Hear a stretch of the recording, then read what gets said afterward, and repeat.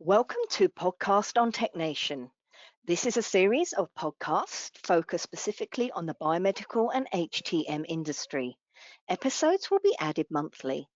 Listening to each episode is eligible for 1 CE credit from the ACI.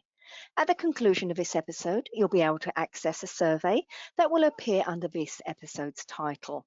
You'll be able to download your certificate once you submit the survey. Before we begin today's podcast, I'd like to invite you to our fall MD Expo. We will be in New England from October the 8th to the 10th, so please visit mdexposhow.com for event details and registration information. Podcast on TechNation would like to thank our sponsor, Multi-Medical Systems. When you're in the business of protecting the health of patients, you don't have time for malfunctioning medical equipment or dull surgical instruments. You need a reliable partner that can provide expert repair and planned maintenance to ensure you have patient-ready equipment that meets or exceeds OEM guidelines and regulatory requirements. Multi-Medical Systems provides these crucial elements and others such as on-demand temporary biomedical staffing, endoscopy and surgical repairs, infusion pump preventative maintenance teams, and equipment sales. For more information, please visit multimedicalsystems.com. In this episode, we are joined by Jennifer Chester, BMET II at Crothall Health, and also founder of NextJenn Tech Moms.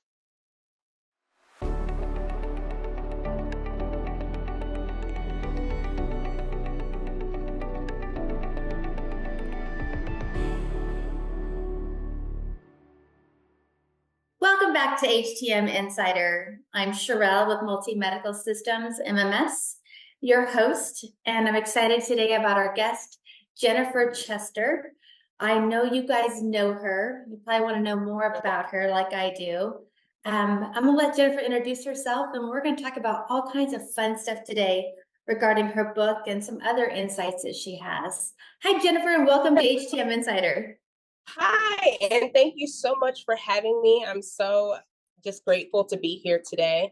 And like you stated earlier, my name is Jennifer Chester. I am a biomed level 2 for Crothall Healthcare, and I work in Houston, Texas. And I don't know what else you guys want to know about me. I wrote a book, of course. Yeah. Well, first of all, how did you become a biomed? What's your path? It's always interesting to hear about how people got into this industry because it's kind of obscure field choice, career choice, you know? It is. Everybody's journey is always so different when I hear it. So the way I got in, basically, I went to college for art. And I loved art, but I realized that it wasn't paying a whole ton of money when I got out of school. So I decided that I wanted to be in the Air Force Reserves. So I joined the Air Force Reserves just to get some training and, also just to get that military experience as well. And when I transitioned out of the Air Force, I was just kind of looking through some different jobs that might be transferable, that I could use the knowledge that I gained in the Air Force as an avionics technician, and biomed jobs started to pop up, and I decided to apply for a couple, and I landed one at DaVita. So it started there. And from there, I went on to do a lot of contract jobs for larger medical companies, and I've been in it ever since. What a great story. Now, I know you were just at Amy and you were signing books, which is amazing. We got to talk about Bella first, right? Let's talk about Bella's Big Fix. What a storyline you got going on there. Tell us about it. So Bella's Big Fix is just the story of a girl that really loves tools and loves tinkering, as I did when I was little. And then even my little kids now, my 2 babies, they love to do that kind of thing. And she grows up to be a biomed, and she realizes that, her talents could be used to save people one machine at a time. So, I mean, I love seeing it. I love the book. I gotta ask, are you the illustrator? I am the illustrator. Oh. Yes. I didn't know you had an art background, and I was really curious about that. So that's amazing. Yeah. Yeah, you do great Yeah. So work. thank So you. Thank what wa- you. what was your inspiration to write a book or start this? I mean, where did you see a need? So I work with kids all the time. I have a nonprofit organization called NextJenn Tech Moms Mobile Discovery Museum. So working with kids all the time with STEM and different computational activities that we do with robots and stuff like that, I just realized the power of storytelling when they are really zoned in on a story, or how to like get them, I guess, to know about things. It's easier when you can tell them a story about it, or kind of give them a map, or give them a little background on what other people are doing. I even did it in my activity booklets. I had like a, what do you call it? It was an engineer highlight. So whenever I do activity booklets for the kids, so every activity booklet has an engineer highlight inside of it, and they read stories of like the youngest software engineer, or like read stories of the first the inventor of the telephone, or the inventor of the microphone, and they would be really interested by that. So I realized that, I could get across to them if I told the story of a biomed. So And what do you hone in on as a message to the kids? Is it to become a biomed, to be more curious? Are you targeting little girls, boys, both? I hope to target any of those. Of course, Bella is a girl because I'm a She girl, looks a and lot like you. and I love to, representation really matters to me. I think that even if it's a little boy seeing a little girl doing it, just the not having the surprise of a little girl doing a job like that, or growing up to be something like that. But I hope that it inspires any of those little boys, little girls, all of them. So, yeah. Well, I think it's great. I have two young grandchildren, and you bet that when they're ready, when it's, 1.5 and 3 months, they're not quite yet there yet, Oh, early. but I know that I'm going to share Bella's big fix with them. I think it's important that we start that message young, because I'm still asked all the time, what do you do? And I Yeah, might not turn a wrench, but it's still hard to explain what biomeds do. right. Um, right. And how they impact patient safety and patient care. Yeah, absolutely. I have a close friend who is a school counselor, and she, is inspiring kids every day to start taking a path, or, moving in a direction. And before I became a biomed, she had no idea what it was. So just her having that insight gives her the means to add that path to the things that she can introduce to her kids. So visibility is very important. Showing that it exists and exactly what it does, because a lot of times when you say it, I get two responses. I get I have no idea what that is, or that sounds really complicated. you know Uh-huh. um, so just giving, a very clear understanding of what it is that we do can just change, make a big change in how people perceive it. And I think the older we get, the harder it is to wrap our minds around it. And children are so open Mm-hmm. to any type of experience and so open to learning. Just like in language, the younger you learn the language, the longer it sticks with you. So the earlier we Absolutely. introduce clinical engineering, Languages. biomed to, Mm-hmm. yeah, it is. We use a Yeah. lot of acronyms in healthcare, and it just is Right. another language, right? But learn the tools, and I think it's amazing. Right. So what have you seen so far? What is the impact and experience that people maybe are coming back to you going, oh, I read this book or I saw this book? What kind of impact are you experiencing with this I book?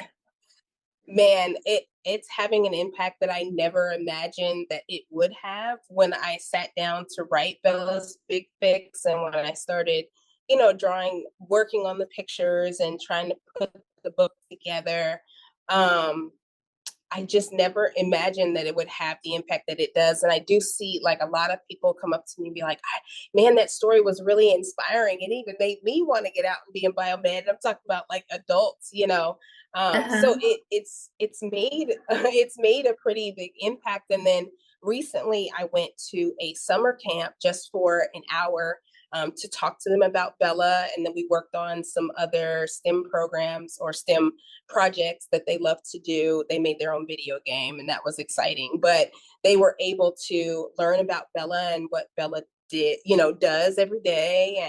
And they had tons of questions, and they wanted to read the book, and they wanted to touch the doll, and you know what I mean? So they seemed Oh, very, that's very interested. awesome. So that really made me happy because that, like I said, like you said, introducing this to them when they're young is important simply because like when you ask a child what they want to be when they grow up, they have a lot of answers, but biomed is not one of them. Mhm. So to me, it's really important, or it's really nice to hear now that they have kind of some insight on what we do, and they can make that choice, whether they make it or not. But at least it's available to them, and they realize that it's available to them. I can't imagine the process that you've gone through and the money that you spent probably out of your own pocket to develop a book published and then getting it out Yeah, there and all that. I mean, kudos to you. What an thank undertaking. you. Thank you. That's Yeah, and inspiring. it really, to be honest, it's been just a lot of time and dedication that I put into doing it. And then I self-published, so it wasn't super expensive for the publishing part, but I did go to an editor, a private editor on the side, and you know what I mean, some other things just to make sure that it was perfect, because I didn't want to put out anything that I couldn't be proud of. Now, where can parents get this book sent to them? How do they buy it? So I am currently only selling it via Ingram Spark. But that is because all of the proceeds from the sale of the book do go towards NextJenn Tech Moms Mobile Discovery Museum. We're now developing a program where kids can learn about medical devices. They can actually put their hands on medical devices. We've done a couple of classes already where they get to play with like vein finders. They always think those are really cool because they think it's like X-ray vision, but and they built different things. Like I had them put together their own stethoscope, stuff like that. Uh, and we want to expand on that. So we want to, take those proceeds and put them towards more complicated and more, fun programs for the kids to actually be involved in. So yeah, so it's only being sold on Ingram Spark because, the other distributors do take a large chunk of the proceeds. So Yeah, well, that's awesome. And we'll make sure to add that link when we put this podcast out. You know, when we were talking about next gen tech moms, I looked it up. It looks really cool. It looks like it's mobile. And so yes, you're the person behind that as well? yes. So Wow. I'm the founder of NextJenn Tech Moms Mobile Discovery Museum. So we bring our Mobile Discovery Museum to the Woodlands Parks and Recreation every second Saturday of the month. And I have a Young Innovators Club who shows up, and we get to, do different projects. My motto is learn it, build it, play it. So we always learn about a skill first, or learn about, some subject, and then after that, then we get to build something. Like, say for instance, we've done microphones. Like, we'll learn about microphones and how they work and why we use them and how we use them in our everyday life. And then we actually get to build our own microphones. And then once we build our microphones, after that, we get to play karaoke with our microphones. How So for like, fun. a short period after we build the microphones, we do a little karaoke with the microphones. The kids enjoy it and have some fun. But it's just learning about how things are made and why we use them, and, just giving them more insight on the world around them and how it works.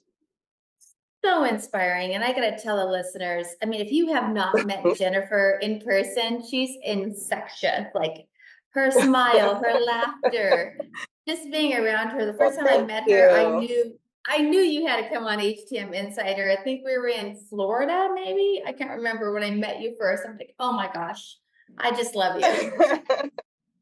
Oh, well, thank you so much. Thank you. That means a You're lot. welcome. You're welcome. So for our listeners that don't know where you're based out of, I know you mentioned Woodlands. Tell us like where you're Yes. at and if they're in the area, where to find you maybe on that Saturday. So on that Saturday, it's at the Bear Branch Recreation Center in the Woodlands, Texas. Every second Saturday of the month. We don't miss one, except, well, over the summertime, we do miss the summertime just because a lot of our kids will go out of town for vacation. So we don't get a lot of kids who come in over the summertime.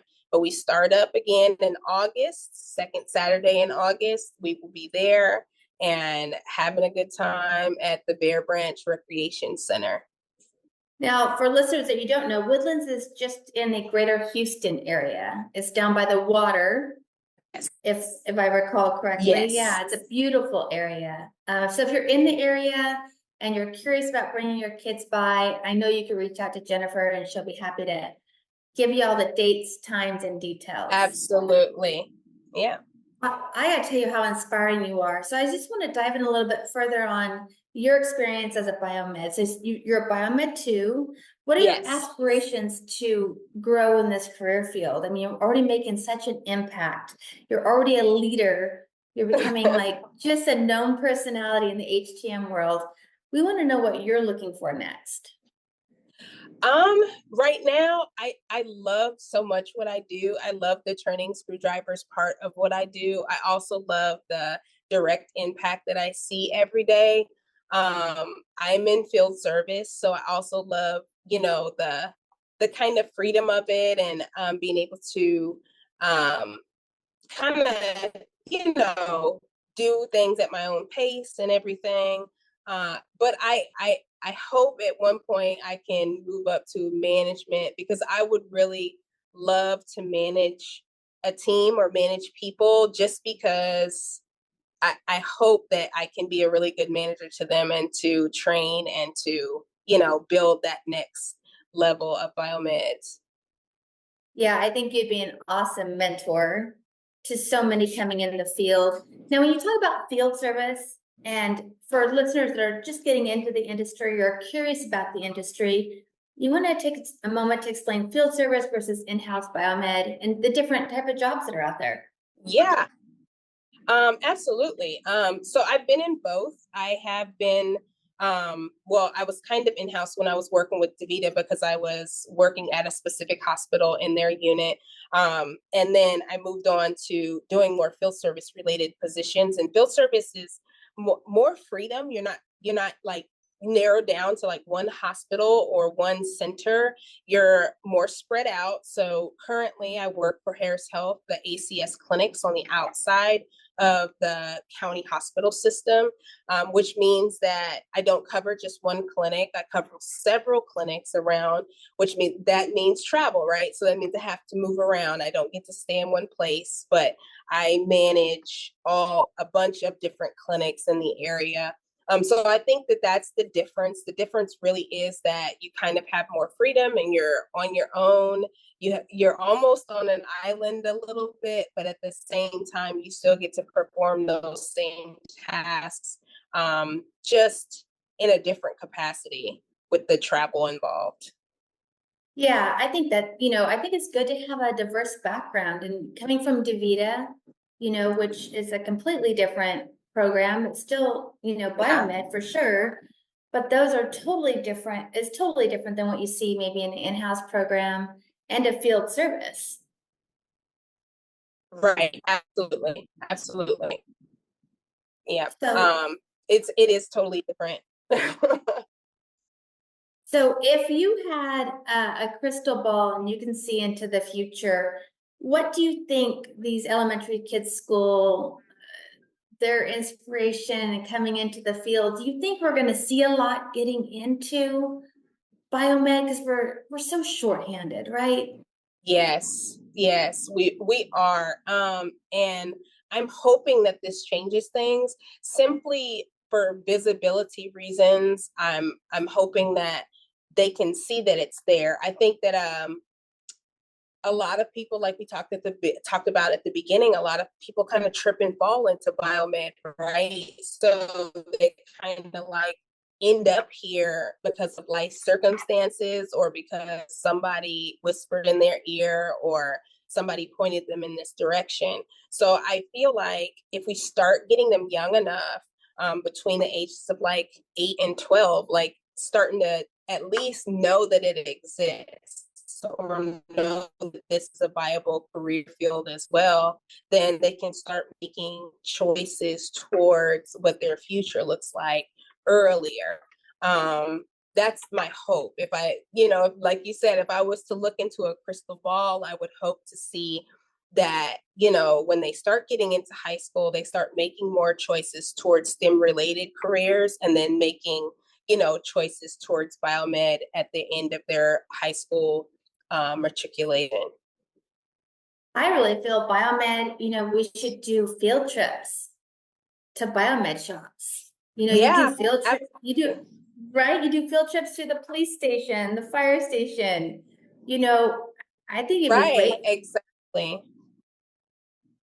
And there's Yeah, so much room I in thought about that healthcare. too. I was thinking about, yeah, I'm sorry. I was thinking how, like, they bring fire trucks to the school and the kids would get all excited because they've got, the hoses and they've got all the, stuff. And I was like, we've got cool stuff too. We could bring to schools, Right. and show them what we do. And show them how important it is and also give them an opportunity to put their hands on it, just like you said, like a policeman comes in and at the last career day I was at, the policeman came in and he was a hit because he had his bulletproof vest and they could see how heavy it was, and just bringing in a couple of devices for them to look at. I know when I went to career day, I brought my own personal blood pressure cuff. And I had the kids guess. First, I had them guess what I did, which I knew nobody would guess. So they guessed doctor and all kinds of other stuff. But when I finally told them what I did, then we went through troubleshooting how to make, why the blood pressure cuff wasn't working, and all I did was separate the blood pressure cuff from the device. And they're like, "Well, Right. the air has to get to the cuff. Well, how did it get to the cuff? How do you fix it?" So we go through that stuff in like first grade, second grade classes, and they were just really excited to check their own blood pressure. You'd be surprised just having the kids check their own blood pressure. They were just excited to do that. Yeah, So, that's a big yeah, thing. right. So, I know that Amy and Danielle do a great job with, HTM in a box and outreach. But don't you think that somehow if we could get into every counselor and every teacher's hand this Yes. exciting career, right? Yes. And I know Chase Torres has a great book. If we could Yeah. get these into the hands of preschool teachers, kindergarten teachers, early elementary, where they can Right. start reading about it and learning about it, I think it could change the industry overall. Absolutely. And I mean, and with that being said, I think both me and Chase have tried to do some donations to like local libraries or to schools. I know I've donated to several classrooms. Like my kids, I got a call in the middle of the night from my children's English teacher. She called me and she said, "Are you still signing books? Can you bring me a book?" And I was like, "Absolutely, I'll bring you a book. If you promise to read it, I will bring it up there." So I brought her a book so that she could, read it to her class. And that's how we're going to get the word out. Just, making sure that it gets in the right hands and making sure that people are sharing this with their kids. Well, you're gonna have to get me some signed copies so I can help spread the word about Bella's Big Fix. Absolutely. And I'll make sure we get some copies in my daughter's school. She teaches 4-year-olds and moving up to like 5, 6-year-olds. So I'll make sure it's on her reading list. She would love Yeah. it. They're all about, taking the kids outside and learning how things work and how things grow. So this fits right into it. So Right. Yeah. I'm just amazed by you. You really inspire me to Thank do you. better. I know that everyone that sees you, you're constantly giving hugs on the conference floor. That smile is so contagious. And everybody is just so kind and so, so sweet. I love being in this industry because it's almost like a catch-22, because I love how small it is and how intimate it is, and how comfortable it is. But we want to grow, right? We want to grow bigger, and that's going to be a really great thing. But I also love all of the people that, that are just in this industry, because they all have we all have like this compassionate spirit, and I just really love it. So I appreciate seeing your very friendly face every time I go to the conferences as well. Oh, thank you so much. For those of you listening and maybe you're thinking about HTM as a career field, there is no other place that when you attend a conference that you could see so many people giving hugs, handshakes, Yeah. smiles. It's great to see you. It's a small community. It's like a giant family reunion every time we're at a conference. So if you Yes. like that feel, HTM is definitely for you. Wouldn't you agree, Jennifer? Yes, absolutely. 100%. So we like to end every episode with a wow word of wisdom here on HTM Insider. So I'm Okay. very excited to see what you have for us today. Jennifer, what's your wow? So my wow, my words of wisdom, I always say this, but create your own path. Okay. Don't wait for somebody to create the path for you. Don't wait for, it to open up. Just make sure that you're creating your own path and you're living it, the best you in that path. I love that. You're right. Sometimes we get so influenced by the outside world and social media. Just be you. Mm-hmm. Just be Right? you. Just be you. And it'll all come together. All the dots will start to connect.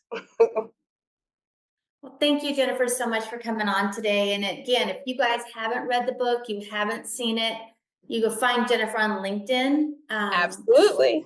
She's very active. If you need to be connected with her and you can't find her, reach out to me. I'll make sure you get connected. Check out Bella's Big Fix. If there's someone that you know that could do some inspiration in the HTM world through the young readers, I know that Jennifer would be happy to help you. Thanks again, Jennifer, and thank you all for tuning in to HTM Insider. Just a reminder, you can find us anywhere you listen to your favorite podcast. And if you are a CBET and seeking CE credits, you listen through TechNation, and every episode of HTM Insider is worth 1 CE credit for 30 minutes of your time. So thanks again for tuning in, and we'll see you next time on HTM Insider.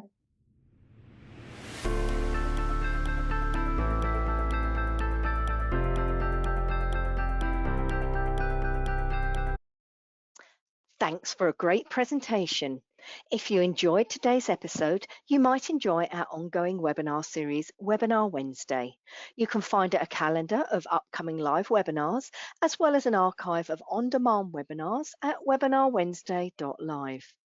To obtain your certificate for 1 CE credit from the ACI, please remember to complete and submit the survey located below the podcast title. If you have any questions, you can reach us at webinar@mdpublishing.com.